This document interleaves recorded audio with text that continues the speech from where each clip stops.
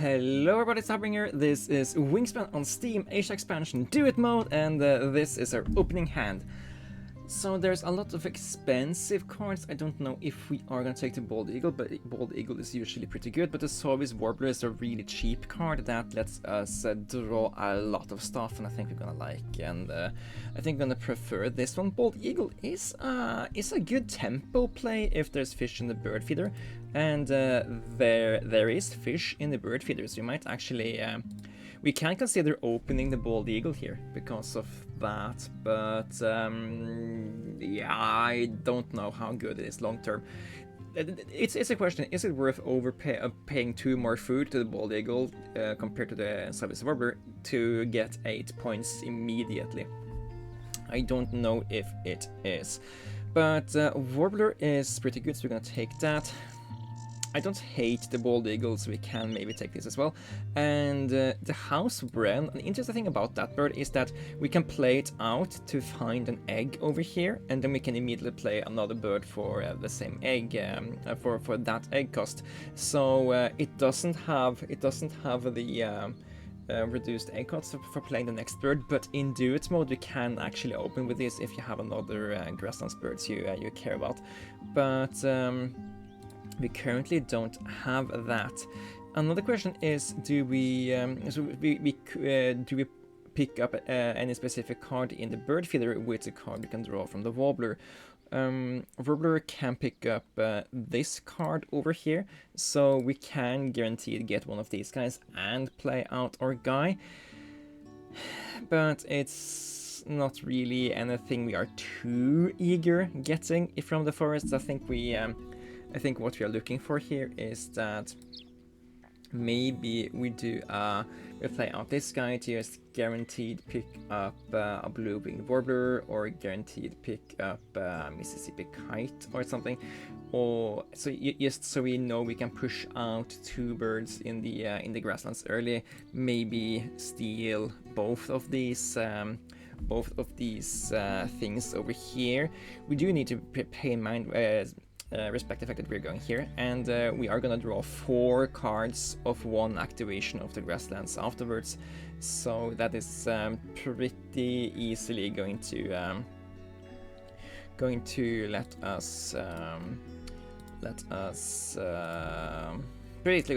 us to maybe find a card we can't. I'm gonna take a grain together with the worm here, so we have a large chance to play out whatever card we are finding for the forest. And what else do we care about here? So bird counter isn't the worst thing to maybe have on additional stuff. That could mean that this Eurasian collared dove is worth 7 points. That bird also works for rougelikes, so not really something that's uniquely to it with bird counter. I'm just gonna go with bird counter here because I do like viticulturalist as a bonus card, but we don't have all the food. We don't have that much plan for food gathering from our early game here, so I think this is just a tiny bit better for our opening hand. So now the Eurasian collared dove compared to the blue-winged warbler is just 1 point shy, but it gets the opportunity to spend excess food to it. So I think this is a better pickup than this guy. So let's take this guy off the free thing, but we still need to find our food gainer from the forest here. This coppersmith barbary could have been it if we had chosen the cherries instead of the grain as our food of choice. But currently we can't play this with the food we currently have. So let's go here instead. Yeah, I don't like the idea of playing out this guy because it's just gonna come back and bite us in the butt. So yeah, do we do one more turn, or do we just put in the American crow or anything here.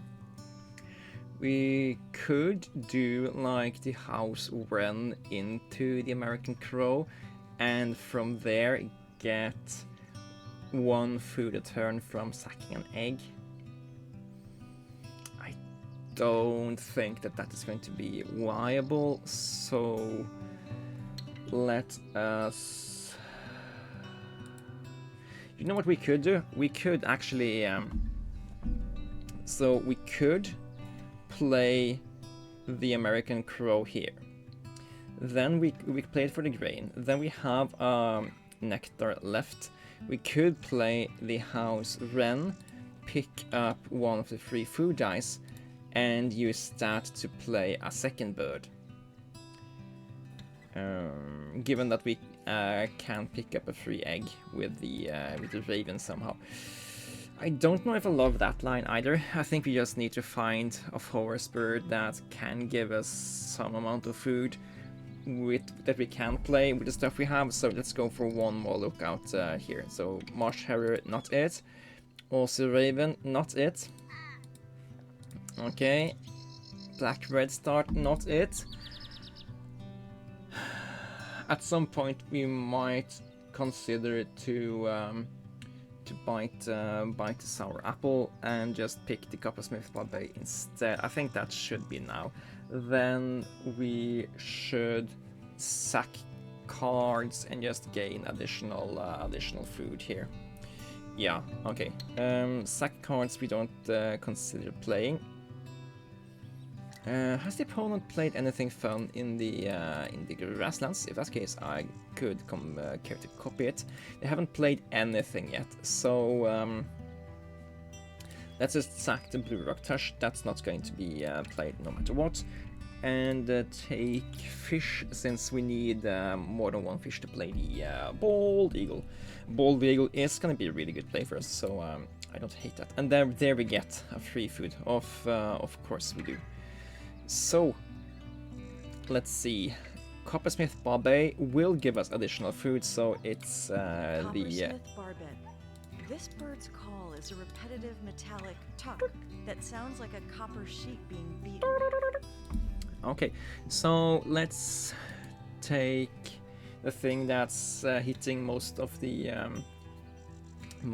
stuff. We lose out on the fewest bonus spaces, but I'd much rather just have the resources than to have the 3 points from that thing. Because tempo is everything in this particular game mode. Okay, what can we play out here that makes sense? The opponents, have they played anything in the grasslands yet? They have not. So I wouldn't know what we would copy. Do we just start with iteration called dove? Yeah, I know that hits at least 1 of these 3 eggs, and I think we should be able to connect up over here. It's gonna be a little bit risky, but if we don't connect up to this, we already gained the additional point from this egg, so I'm not too worried about it. And yeah, we could also have done the house run into something. Maybe we can just do that as a follow-up here. What more could we consider playing here? We could actually maybe consider playing the black red start here. Could do house run into black red start, and then we get 3 eggs here. That's actually not the worst thing in the world. So I'm gonna do that, and we're not getting the free food. Are you joking me? Oh well. So yeah, that's actually something I haven't considered about the black red start and the similar birds, is that in duet mode you are just more likely to have enough birds that in habitat from round 1 that you actually would want to have these effects every round end. Because now it's at least 3 points each round then, and it's a star nest and all sorts of other goodies. You can even take this egg now. Don't put it there, put it over here. And it's gonna get us 3 eggs at around then, meaning we don't have to activate this habitat that much, and that's a huge boon for us because we don't really want to activate that habitat, since it only gives us 2 points or 2 resources, or however you want to look at it. Okay, now we desperately need to pick up a bird looking to the right, that we can go over there, and then we also want a large bird. We could maybe just spend either the crow or the raven for that. And yeah, just finishing off here should grant us 5 eggs the next time. Yeah, okay, both of them hit both of those. I do think it's more crucial to take this one, so let's do that first. And let's do it with American Raven. Pay for it with a fish and these 2 eggs. And connect up over here so they can't cut us off.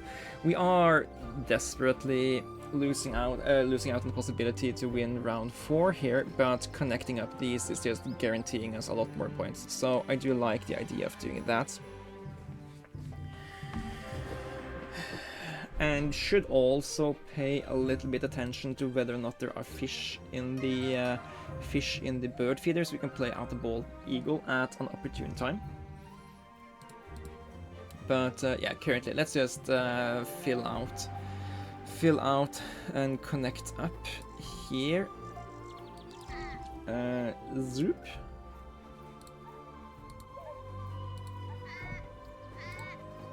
And yeah, that's connected up now.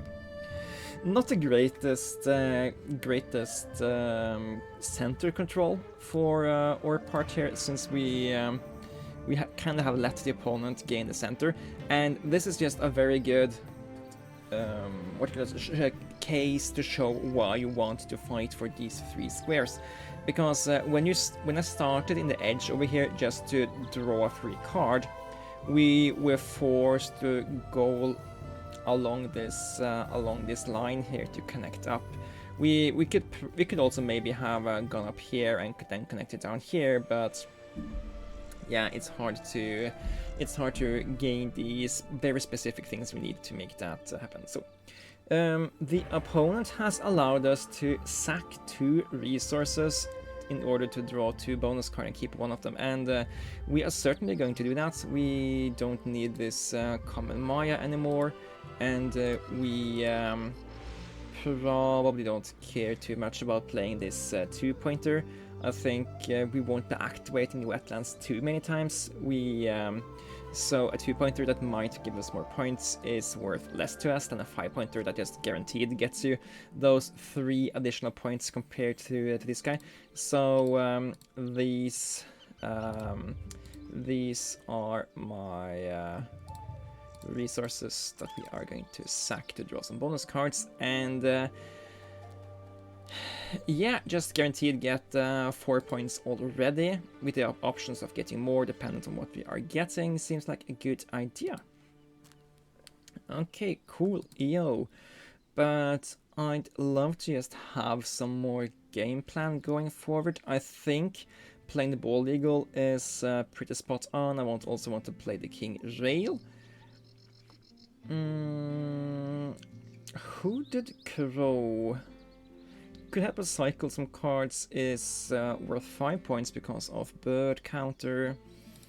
Yeah, let's draw some stuff and think of it later. Okay, give a card from your hand to another player if you do draw 2 cards. So this will give both players 1 more card than they had before activating, but you will draw 2 more, your opponent will get your worst card. So this is actually a pretty good utility bird. I Habits Bobby. Okay, then we also take King Rail, because now we can sack even more bonus cards, and we basically have a plan for what we want to do with the final stuff in the wetlands here. I do think we probably want to play out this Goldfinch if the opponent has tucking stuff. They do have a self-aggressive cockatoo. They have tucked 2 once or twice. They have some cards in hand, and I don't mind getting access to this area over here. I do mind the fact that we don't really have that many eggs, so yeah, we need to lay eggs sooner or later. Anyway, let's lay all the 4 eggs on the Warbler. Let's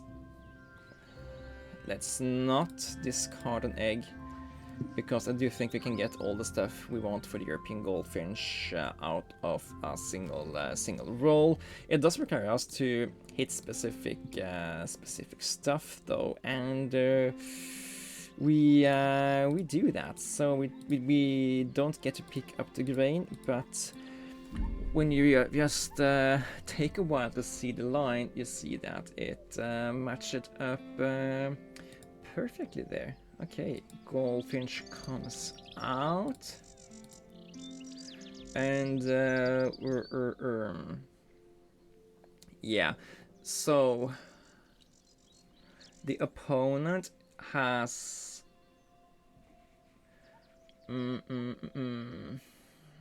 what we really want is to play one of the birds that lets us have a better time at connecting down here. I think we're just gonna have to take this one, because it's too likely that they get to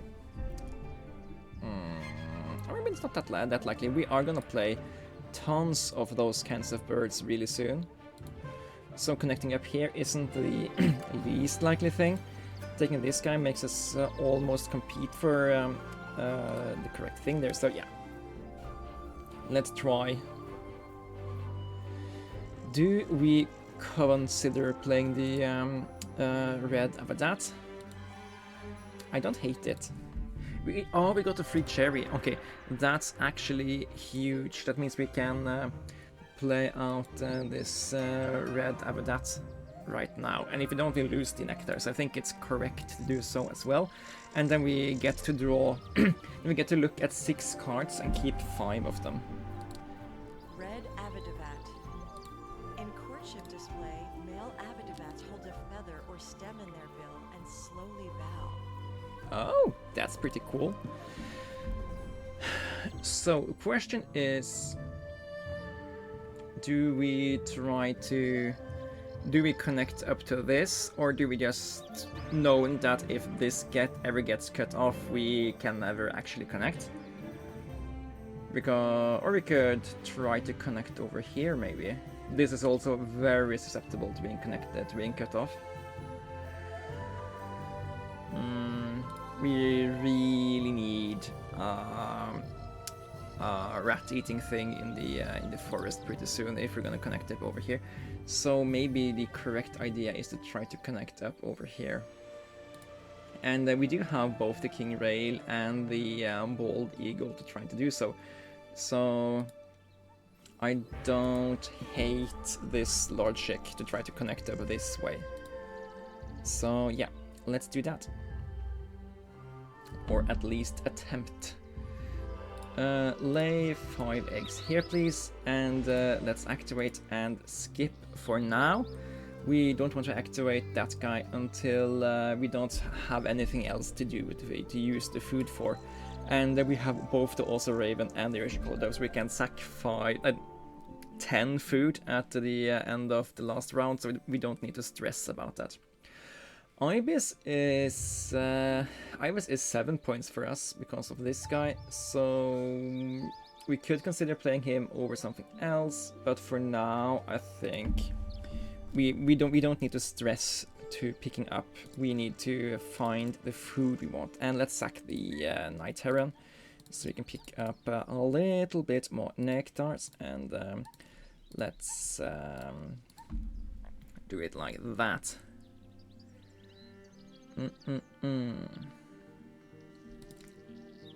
They played the Great Lag Goose. Great Lag Goose is really scary actually, because it can take double things, and they actually did this. They blocked us over here, and they took this thing. So now we need to connect up over here if we ever are to connect. That makes it a little bit scary, but because we can play another bird here because our grasslands is full. So that's actually one of the drawbacks of filling out your habitats too early. But yeah. Larger than 50 centimeters should be decently easy for us to do. Should be easy for the opponent as well. We could play the bald eagle and gamble on fish showing up in the next one, and I don't hate it, so let's try to do that. Eat these eggs when possible.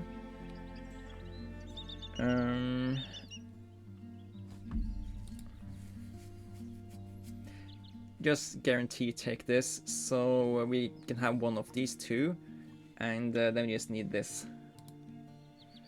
Reroll and get the one fish as a cashback, which means we can play the King Rail immediately. Great. And we get another free food. Yes, and thank you. King Rail then comes out. He eats these 2 eggs, and he... Oh, there's so many free resources we could take, but there is...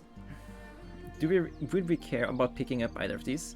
A Franklin Gull could guarantee us getting this thing, but it's still the rodent that is holding us back here. So I think we should just probably connect up to that one while we guaranteed have that, so we are only this rodent away from finding the thing we want. And yeah, okay. Consecutive birds with ascending or descending scores. Currently we have ascending, so if we take this thing, we kind of force us to find a rodent-eating bird that has a larger score than 6.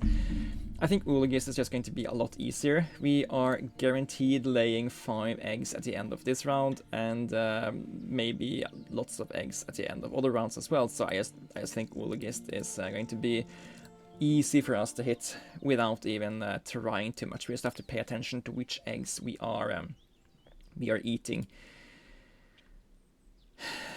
Okay, I do think we need to get some card draw action going.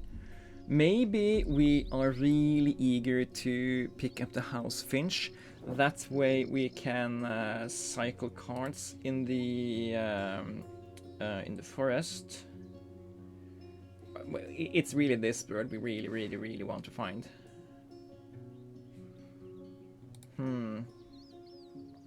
Yeah, let's go on the draw here.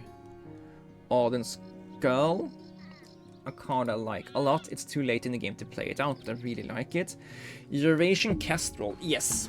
If I can play you the next bird, I am so happy. So yeah, you just so you're 3 points, and you might get more points every now and then, but you are gonna connect up for here, so basically worth even 3 more points than what you usually are, and yeah, that's just really good for us. Let's just draw some more cards here anyway, and give the opponent the Auden Skull. It's a good bird, but it's too late in the game to be effective, so I don't mind the opponent spending resources to play at 1-pointers. European Roller and Forester's turn. Okay. Yeah, it's the Kestrel. That's just going to be a key part of our game plan here. So, the opponent, what do you have? You have enough food to play birds, you have space, you have eggs, you have cards. I think it's a non-zero chance that you can play out and steal this thing, so I also think it's worth overpaying 2 food to play out this guy immediately. Then I am a little bit worried we might actually not get the tile, since we aren't actually spending a rodent here. So that is also something we need to consider here. Eurasian kestrel. Yeah, we can do it. While looking for mice and similar prey, kestrels hover by flying into the wind or by using ridge lift. Okay, so if this is where we end up, we're actually not getting getting 5 free eggs this turn. We're only getting 3. Unless we can go here, spend an egg to draw some more cards. Then the question is, how worth it is it to do that? So basically spending an egg so we can get 2 more eggs. It would be the final card draw we do. Guarantee is picking up the House Finch if that's something we consider playing. I don't know if that is actually the case. But yeah, let's take that. I think it's important for us to do that. Just making sure we get that thing is probably worth it, that we are not getting maximum value out of the black-red start this turn. We have all the cards we want to play at the end of the game?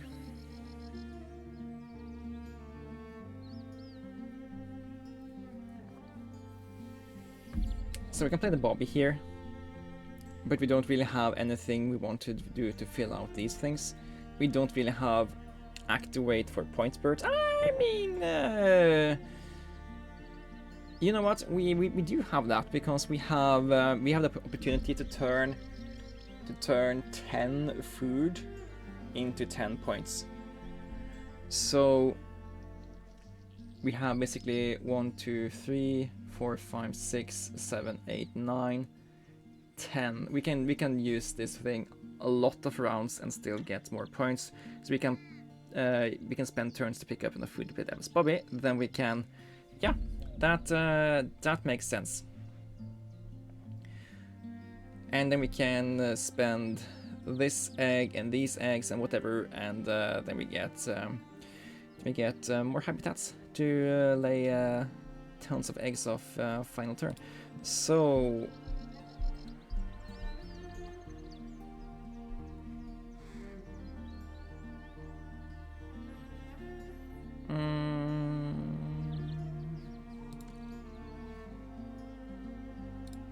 and yeah, we can even pick up a card when we play the Bobby, if the gods are kind to us. I'm not gonna take a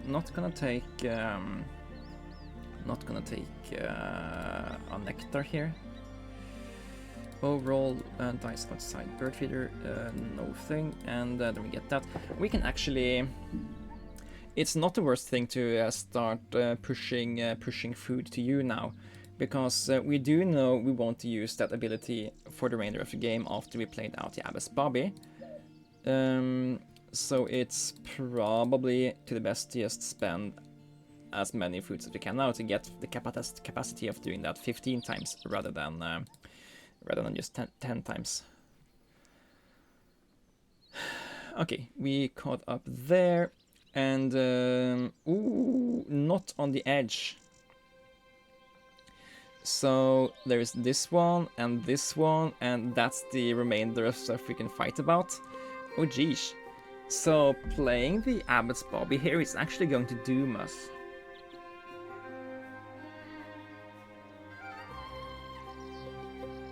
I mean, the opponent can guaranteed get this one no matter what, so I think we are doomed for not on the edge anyway. Unless we play the Forester's turn instead of playing the Abbott's Bobby. At best we catch them, or we connect up so both of us get 7, so it's a 5-point difference. Do I think one bonus card here and the additional point over the Forester's turn, do you think that is worth more than opponent not getting 5 points here? Since this can be picked by this Forester's Turn's Star Nest ability, and this one is the only thing that's left for not on edge. Yeah, that's quite the conundrum. There are not really that many birds I would consider picking up, so I don't think the picking up ability is that relevant. I do want to look at the cards though, but it's, yeah, that single additional bonus card, we can draw the 3 bonus card and then discard 2 of them. We can discard these bonus cards, so there are more bonus cards we can hit that might also be good. And if we play this guy, the opponent can still catch us, so I don't think I want to stress too much about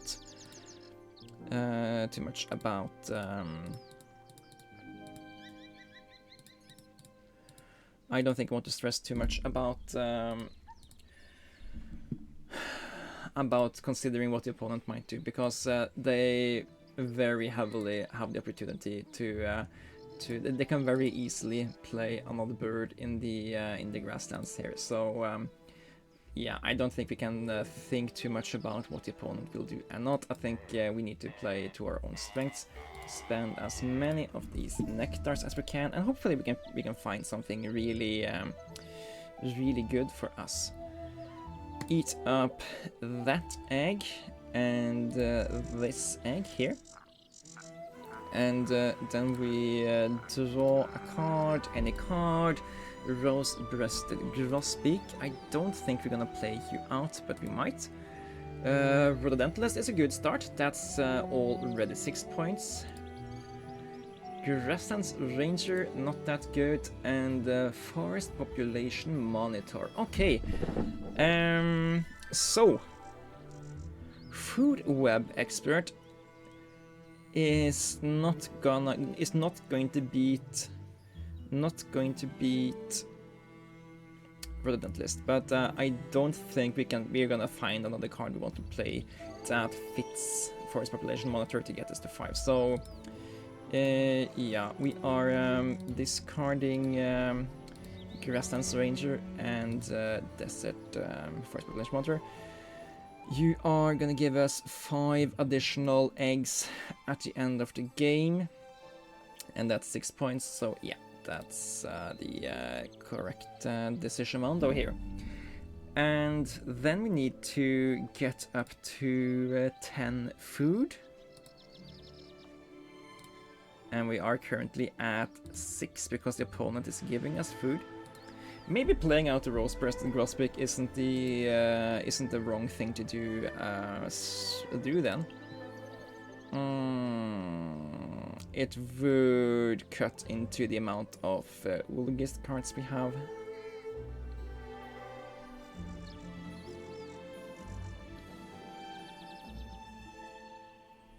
So what we could do is rose-breasted grosbeak, draw foods once, get back 2 more food, because we can't go here. We can't go here 3 more times and expect to spend all the food here anymore. We can't do that. So I think we need to spend this guy to pick up stuff. And it's the best card we can play in the forest. So yeah, I think it's just correct. And instead of getting food 3 times, we're getting food 1 time, and we are laying eggs once.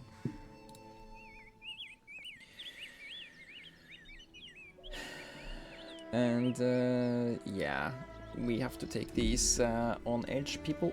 But yeah, I guess we could play the spotted dove just to fill out the entire canvas. But yeah, not too excited about that. Do this first, just because. Yeah, let's do that so we don't forget where we want to put it. Don't eat eggs. I mean, it's not a guaranteed additional food on this guy, so I don't know why I was thinking it's guaranteed, but it's fine, it's fine. Sack a card, any card, sack this card in particular. Get just some decent food here. You need to take either of these, so yeah, let's take you the cherry and one of these. You take that. you reroll these dice. Zoop. Still no luck. Damn you. And there is that. We have 1 food in surplus here. Let's put some foods on you. Let's lay some eggs with you. And at the end of the game, that guy is also going to do his thing. And apparently the forester's turn would have been worth 5 additional points compared to the opponent. But the Rhododentalist is worth 6. So yeah, that's that. Cache, even more food on the Raven. And yeah, I was just about to say that this should be a decent score, and look at that, it apparently is. So where is all the score coming from? It's coming from a ton of value out of this black-red start, I think, and just the fact that we managed to identify what part of the game we were at all times and what we should do to go forward, and we were also really efficient with our plays here. And yeah, 145 is a good score in this game mode. So we didn't go to the wetlands more than we had to. We first played out 2 birds that let us look and draw and keep a lot of cards. And when we're done drawing, we stopped drawing and we spent the additional cards as resources. We played out high-scoring birds. We made sure to connect up all of the stuff we had. We made sure to get a lot of the free resources so that we could have a good tempo going. We pulled a few bonus cards, and we're actually really lucky with the bonus cards we pulled. We made some of that luck happen in that we knew we had Abbott's Bobby, so we knew that playing the King's Rail and the other bonus card thing we produced, we knew that it wasn't that bad of an idea here. Oh yeah, it's the opponent played another bonus card bird that we got a free bonus card from. And yeah, also tons and tons of value of this black-red start. I don't think I quite understood how good these guys are going to be from round 1 in Duet mode until this game here, because usually when you play Wingspan and you have one of these guys, they are okay. They might even really good if you play them in round 1, but you often struggle to get 3 eggs out because there is just not enough actions available in round 1 to get 3 birds here and have efficient resource gatherers in all the habitats. But here we did that. And that's because we had access to these 3 eggs here.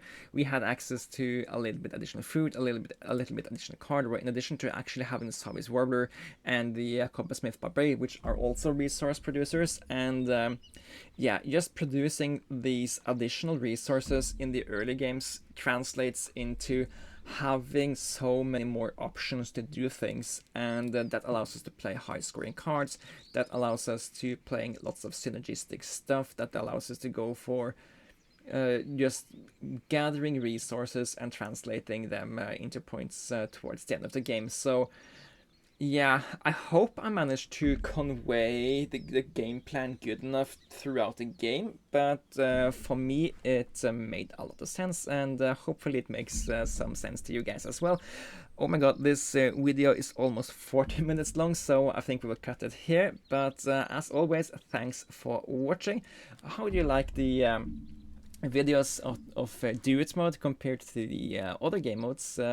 I enjoy doing them, but I also do realize that the videos are 20 minutes longer, so if that's an issue for you, please tell me in the comments below, and I will take that into account and just go back and forth between the different game modes. But for now, I think the Duet mode has, at least for me, been a little bit of a fresh new look at the game, and you know, you need that when you are getting up there in the thousands of games played. But yeah, thanks for watching. It's Elizabeth Harbinger, and I'll see you guys in the next one. Until then, you guys take care.